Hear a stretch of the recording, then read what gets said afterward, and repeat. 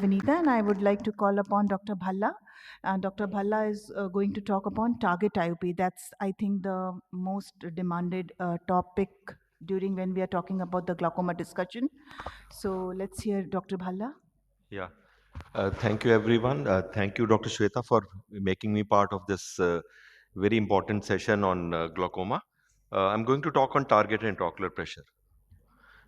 We are born with about 1 million ganglion cells in each eye, and about 5 to 10,000 ganglion cells are lost annually from aging alone. It is said that if human beings lived up to 150 years, almost every one of us would ultimately develop glaucoma.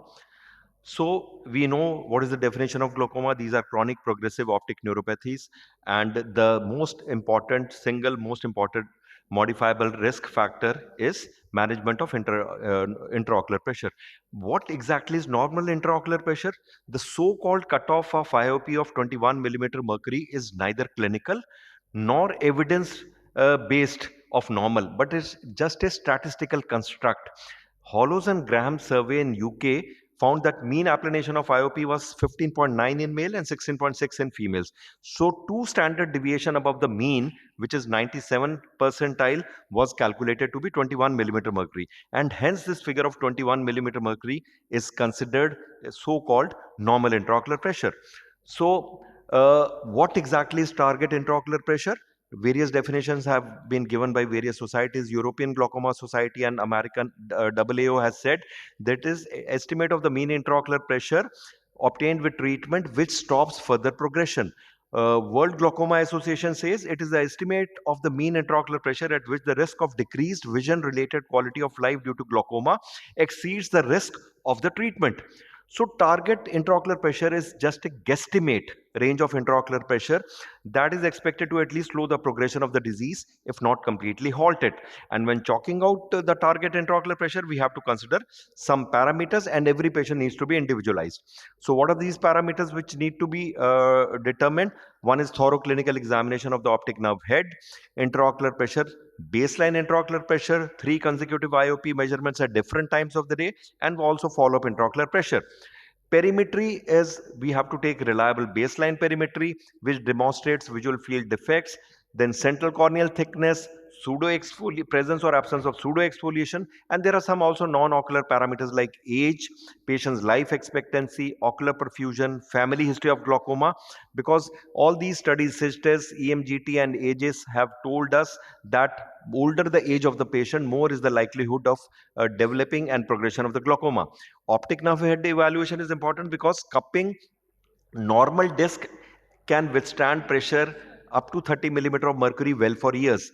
But if there is cupping confined to one pole of the disc, it appears to withstand tension up mid to high teens. And if there is cupping at both ends of the disc, then intraocular pressure we have to target less than 15 millimeter of the mercury. CD ratio is another important factor while estimating the target intraocular pressure. We have to classify according to the CD ratio whether it is mild, moderate, or severe accordingly. And there was a study done by Dr. Sihota et al.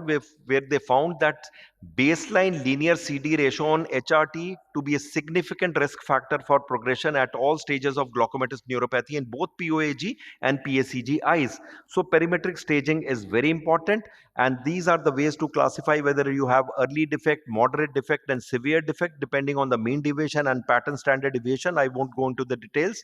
So EMGT found that a greater mean deviation loss at baseline was a risk factor for greater progression, and SIGTES reported that a unit increase in their baseline VF score was associated with 0.74 unit progression.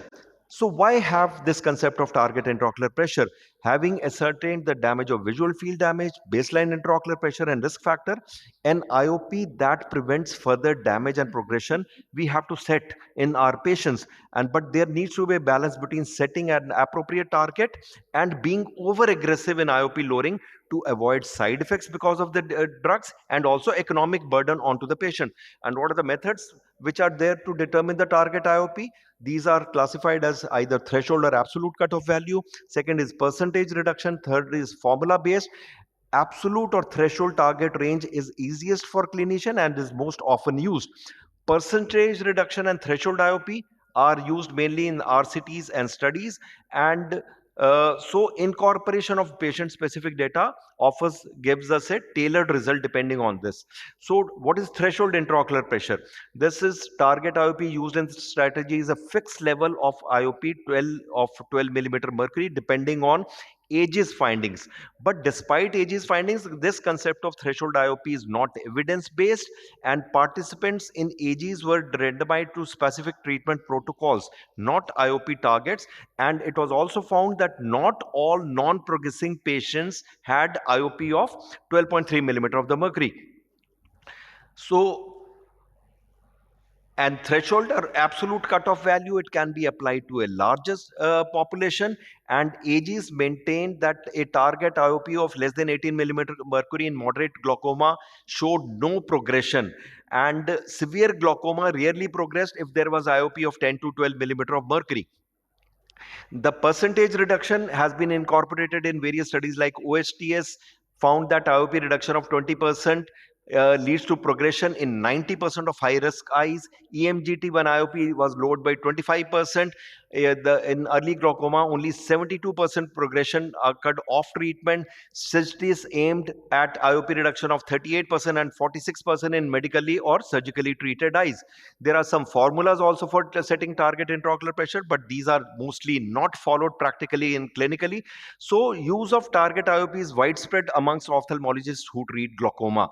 And a multi-center assessment in France and Germany found that almost 70 to 95% ophthalmologists are using this concept of target intraocular pressure. Also, there are medical legal considerations given professional glaucoma societies guidelines from around the world which that recommend the use of target IOP. Failure to do so may confer medical legal liability in the event of glaucoma related claim. But there are also arguments against target IOP concept, because the AG's target IOP of less than 18 millimeter mercury concept is a wrong interpretation, and there is no Oxford level 1 or high quality evidence. So there are benefit versus risk. Concept is okay if the risk, side effects, cost are associated with the treatment to reach target IOP are not significant.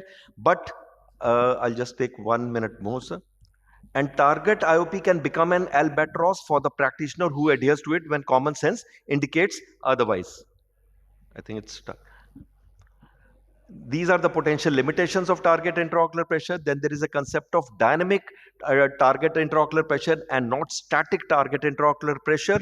These are the consensus expert recommendations by CGIG, AAO, and European glaucoma guidelines. So the WGA consensus statement says promotes the use of target IOP determination in the management of glaucoma, but acknowledges limitation. There is lack of validation. So target IOP is a guess. Target IOP principle recognizes that lower IOP equals better IOP, which is not always the case. And this is in POAG and PCG with moderate glaucomatous damage, target IOP of 12 to 15 millimeter mercury. In advanced POG or PACG, aggressive approach, normotensive glaucoma, 30% reduction. In OHT or PAC with OHT, these are the target intraocular pressure. So this is the chart which has been prepared that in ocular hypertension or PAC with ocular hypertension, target IOP set less than 18. Early damage POAG 15 to 17, moderate 12 to 15, and advanced low teens, that is 10 to 12 millimeter mercury, and normal tension glaucoma aim for 30% reduction from the baseline. These are recommendations in childhood glaucomas, which I'll not cover the secondary glaucoma because of paucity of time. So in conclusion, we know that IOP is the sole modifiable risk factor, and adequate control can prevent irreversible damage. So target intraocular pressure concept needs not only to be popularized but also practiced for the patient welfare. Thank you everyone for your kind and patient help. Thank you, Dr. Bhalla, for the wonderful talk and telling us that target IOP needs to be individualized to the patient. Thank